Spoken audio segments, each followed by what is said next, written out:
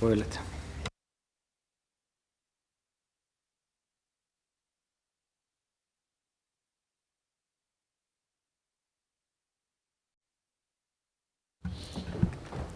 Благодарам, председателе.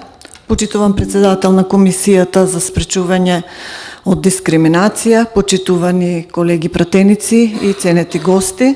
Денес го разгледуваме годишниот извештај за работата на Комисијата за спречување и заштита од дискриминација за 2024 година. Бев присутна на презентацијата во Лимак и внимателно го ја следев целата презентација која на извештајот, која беше навистина обемна и исцрпна. Извештајот е обемен и ја отсликува всушност работата на Комисијата за претходната година.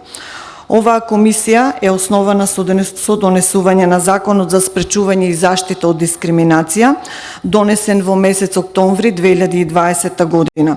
Како пратеник бев присутна во тој период и можам да кажам дека овој закон во тој период беше изгласан со консензус од сите политички партии. Тоа значи дека сите пратеници и представници на политичките партии се против постоење на дискриминација во ова наше општество. Затоа и Комисијата за спречување и заштита од дискриминација со самото нејзино формирање има пред се превентивна, заштита и советодавна функција.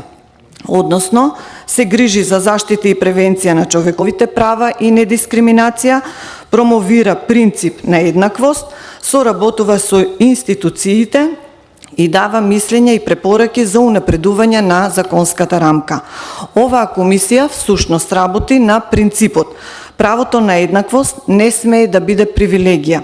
Тоа е основно човеково право кон кое треба да се стремиме сите ние присутни тука и сите ние во нашето општество. Клучни бројки и информации кои се издвојуваат во извештајот за 2024 година се 485 случаи на дискриминација, од кои 407 нови, а 78 пренесени од 2023 година. 405 случаи поднесени од граѓани и организации, а само 2 по службена должност.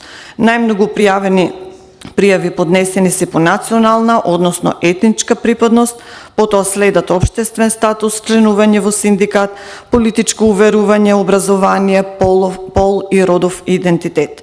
Жените пријавувале повеќе дискриминација врз основа на пол, возраст и брачен статус, а мажите врз основа на сексуална ориентација, боја на кожата и државјанство. Најмногу случаи на пријавување има во областа исто така на работните односи, потоа следуваат синдикати, образование, медиуми.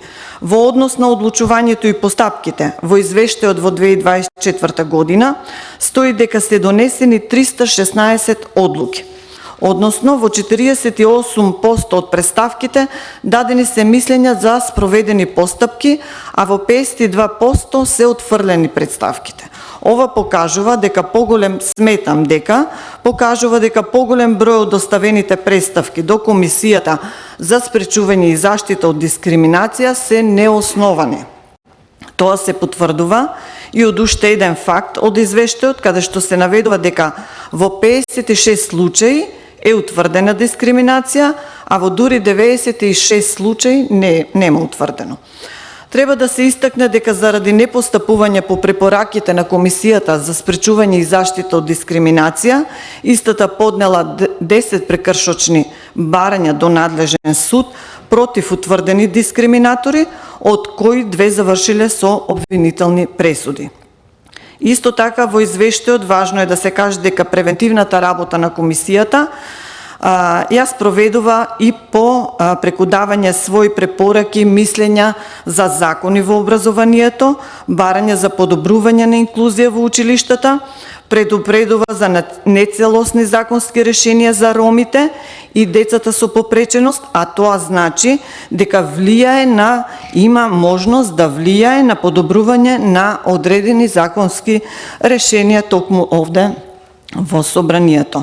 На крај може да заклучам дека Комисијата за спречување и заштита од дискриминација во својот годишен извештај дава јасна слика за своите надлежности и сликовито преку бројни статистички податоци ја пренесува својата работа до нас, пратениците и до целата јавност. Сметам дека треба да продолжи со својата работа и објективно и понатаму да донесува одлуки по доставените представки до нив. Благодарам.